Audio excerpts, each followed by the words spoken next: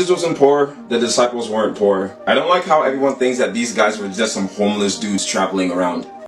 I imagine many people believe that Jesus and his disciples were poor, homeless dudes just traveling around, in part because the New Testament describes them as poor, homeless dudes just traveling around, like, consistently.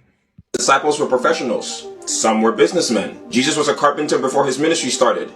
Yeah, before his ministry is sort of key here because it's kind of difficult to be a carpenter or a businessman or a fisherman or a tax collector while you are journeying around the Galilean countryside in a somewhat aimless fashion, as the New Testament consistently portrays Jesus and his disciples as doing. Most main characters in the Bible that made the biggest impact were either people of status or they became people of status. If Joseph wasn't second in command in all of Egypt, he wouldn't have saved Israel. If Moses wasn't the prince of Egypt, he wouldn't have saved Israel. This argument seems pretty strange to me because I think the biblical narrative is pretty clear that it's God on either of these occasions who's saving the people of Israel, not so much the human agent involved whose status is largely irrelevant in any case. It's not like God can only save people from a famine if there happens to be a person of high status in the government at the time. And it's not like God was only able to pull off the Exodus because Moses happened to be raised in Pharaoh's household. God could have picked anyone for that job. God could have picked, for example, a poor Midianite shepherd to do the job.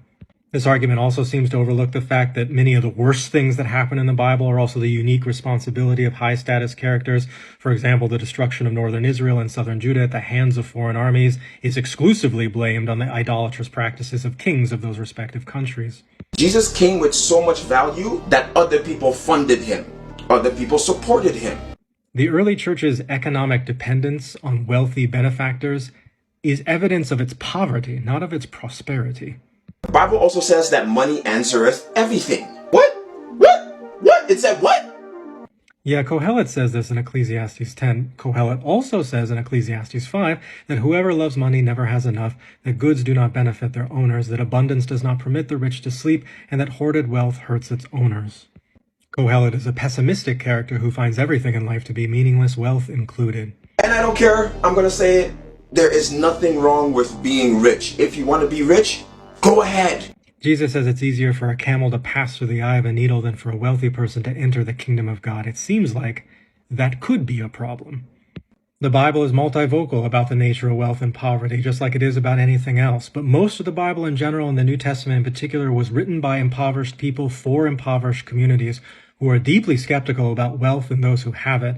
And ignoring that skepticism in order to paint a rosy picture of prosperity takes us well outside the biblical imagination.